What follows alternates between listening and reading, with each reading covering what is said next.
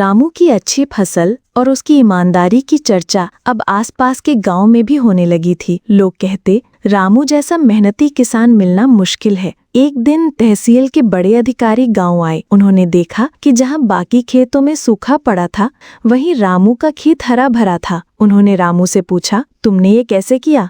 रामू ने मुस्कुराकर कहा, बस मेहनत और भरोसा साहब। अधिकारी उसकी लगन से इतने प्रभावित हुए कि उन्होंने उसे ग्राम आदर्श किसान का पुरस्कार दिया और नहर से पानी लाने की योजना शुरू करवाई, जिससे पूरे गांव के खेतों में पानी पहुंच सके। धीरे धीरे गांव में हालात बदलने लगे। किसान अब रामू से खेती के तरीके सीखने आने लगे। रामू सबको सिखाता, लेकिन कहता, मेहनत मैं सिखा सकता हूँ, हिम्मत तुम्हें खुद लानी होगी। गांव में पहली बार पैदावार इतनी हुई कि मंडी में सबकी फसल अच्छे दामों में बिकी।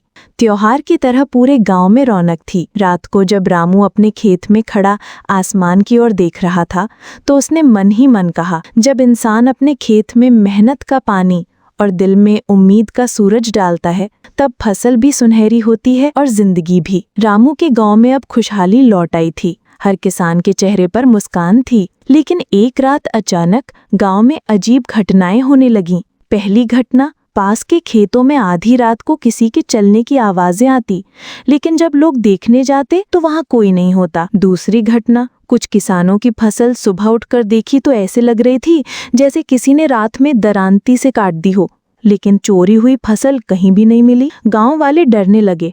अफवाह फैल गई कि ये किसी पुराने शाप की वजह से हो रहा है। बुजुर्ग कहते, ये वही खेत हैं जहां 100 साल पहले एक किसान की मौत हुई थी और उसकी आत्मा अब बदला ले रही है। रामू ने यह सुनकर तय किया, सच जानना जरूरी है। उसने अगली रात अपने खेत में छुपकर पहरा देने का फैसला किया। रात गहरी हो गई, चारों ओर सन्नाटा, बस मेंढक की टर्टर और हवा में पत्तों की सरसराहट। अचानक रामू ने देखा, खेत के बीचों बीच एक सफेद परछाई खड़ी है, जिसके हाथ में चमकती हुई दरांती थी।